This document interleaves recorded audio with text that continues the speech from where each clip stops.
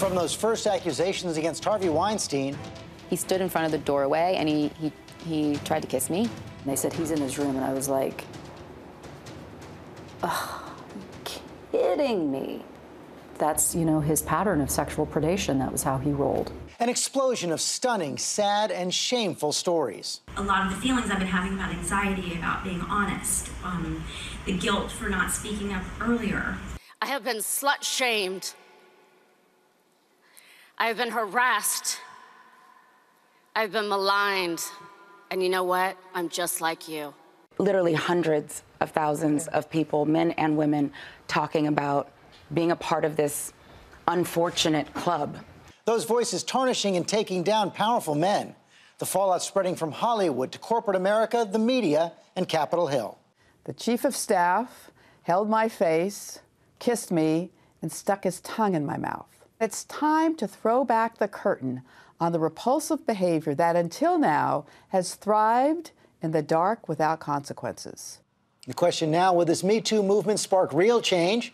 I'm joined now by the woman who founded the Me Too movement a decade ago, Tarana Burke, and Democratic Congresswoman Brenda Lawrence. She's introduced legislation that would require all congressional offices to enroll in training to prevent sexual harassment. Thank you both for joining us this morning. Tarana, let me begin with you. As I said, you founded this movement a decade ago, yet it's exploded over the last 2 weeks. Why did it take off now, and do you think it's going to produce real change? Absolutely. I think it took off now, obviously, because of the magnitude of the names that are involved in the current sexual harassment scandal. So we have Hollywood actresses, we have producers, we have, you know, television hosts, and so people are going to pay attention because pop culture is now right in the center of the controversy.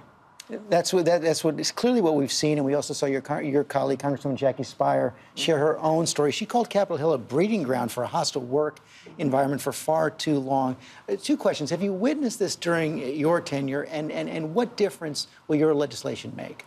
One of the things I found through my experience in private sector, being an EO and equal employer opportunity investigator, where I investigated claims of sexual harassment, is that you have to set a tone. You have to establish this benchmark of zero tolerance.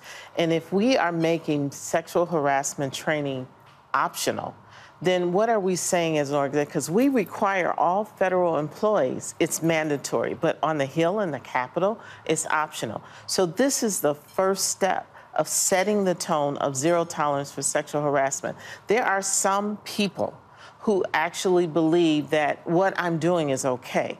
What the training does, it says it's not okay, that you, if you feel like you've been sexually harassed, you do have a process to go through.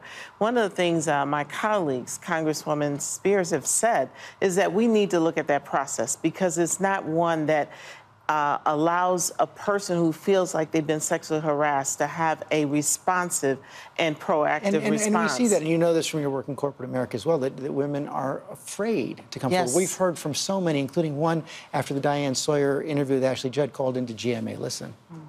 This guy controls my schedule. If I don't make any money, I don't feed my kids. I have no face in this. I have no name. You know nothing about me, but I'm still scared that he's gonna find out, or someone's gonna find out that I've said something, and then I lose my job. And I can't lose my job. That's gotta be the biggest obstacle. It is. This is about power and privilege, right? Ultimately, sexual violence is about power, and sexual harassment is about the intersection of power and privilege. People feel helpless. There's always a question of why did the women not complain? Why didn't they come forward? Because this is a great example of why. People's livelihoods are at stake, right? People's lives are at stake. And so you have to make a choice between, do I deal with this uncomfortable thing that reduces my dignity, or do I feed my children? One of the other things we've seen is you talked about the high-profile people that have come forward. The White House was, of course, asked about this this week as well because of the allegations against President Trump. Let's show that. Obviously, sexual harassment has been in the news. At least 16 women accused the president of sexually harassing them throughout the course of the campaign. Last week, the president called these accusations fake news. Is the official White House position that all of these women are lying? Yeah, we've been clear on that from the beginning, and the president's spoken on it. John? All these women are lying, according to the White House, and I think a lot of people have questioned. You see so many men fall, yet the president elected after all these revelations were known.